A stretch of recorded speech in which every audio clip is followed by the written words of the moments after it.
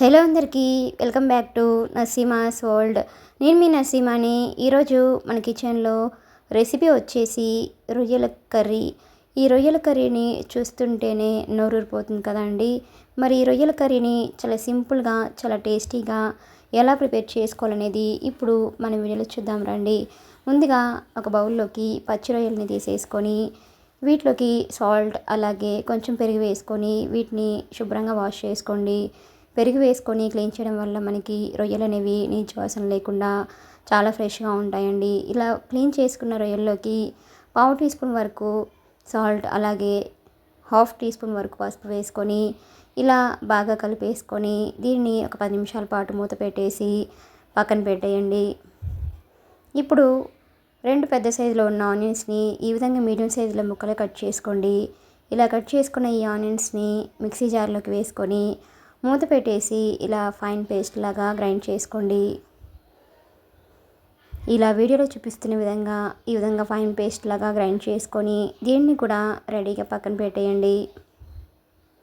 ఇప్పుడు stove on చేసుకొని ఒక కడాయిని తీసుకోండి. దానిలోకి 3 to 4 స్పూన్స్ వరకు ఆయిల్ని వేసుకోండి. ఆయిల్ కొంచెం తక్కువగా తినే వాళ్ళైతే ఆయిల్ని కొంచెం తక్కువగా యాడ్ చేసుకోండి. ఆయిల్ అనేది బాగా హీట్ అయిన తర్వాత దీనిలోకి 2 నుంచి 3 వరకు లవంగాలు, 3 ఇలాచి, 1 ఇంచు దాల్చిన చెక్క, అలాగే 2 బిర్యానీ ఆకుల్ని ఇలా తుంచి వేసుకొని వీటిని బాగా ఫ్రై చేయండి. ఈ మసాలా దినుసులు అనేవి కొంచెం ఫ్రై అయిపోయాక దీనిలోకి మనం ముందుగా గ్రైండ్ చేసి ఉంచుకున్న ఆనియన్ పేస్ట్ని కూడా దీనిలోకి వేసుకోండి.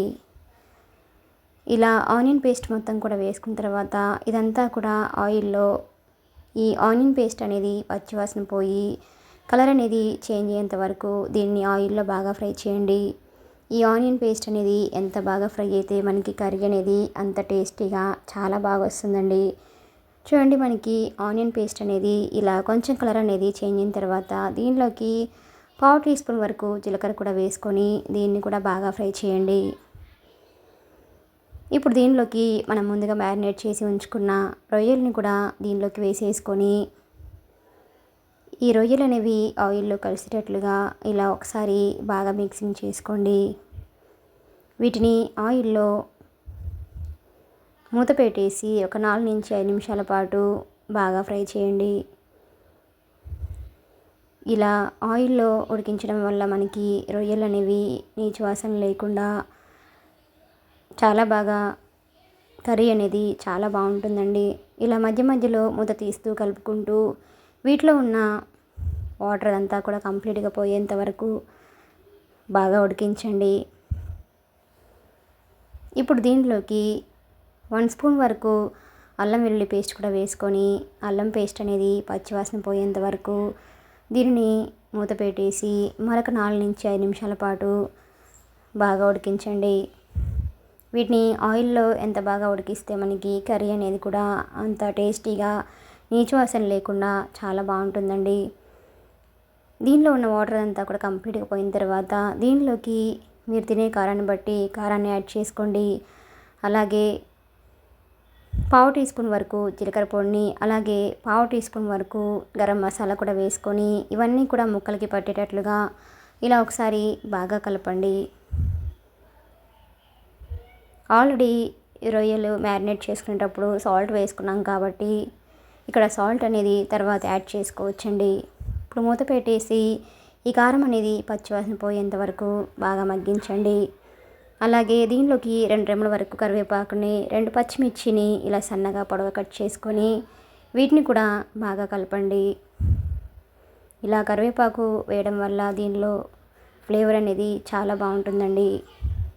ఇప్పుడు దీనిలోకి 1 గ్లాస్ వరకు వాటర్ని కూడా వేసుకొని బాగా కలపండి. ఇప్పుడు మూత పెట్టేసి ఈ గ్రేవీ అంతా కూడా దగ్గర పడేంత వరకు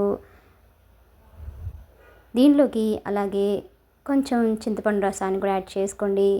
ఇలా చింతపండు గుజ్జుని వేయడం వల్ల మనకి ఈ రొయ్యల కర్రీ అనేది అస్సలు నీచు వాసన లేకుండా టేస్ట్ అయినా టెక్చర్ అయినా చాలా బాగుంటుందండి. ఇలా మూత పెట్టేసి గ్రేవీ అనేది దగ్గర పడేంత వరకు దీన్ని బాగా ఉడికించండి.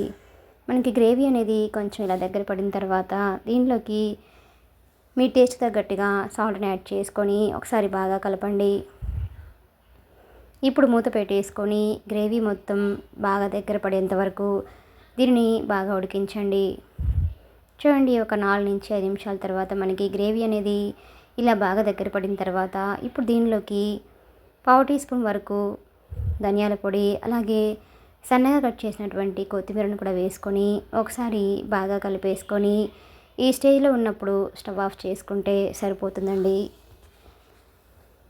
అంతేనండి, ఎంతో టేస్టీగా ఎంతో ఈజీగా ఉండే రొయ్యల కర్రీ అనేది మనకి రెడీ అయిపోయింది.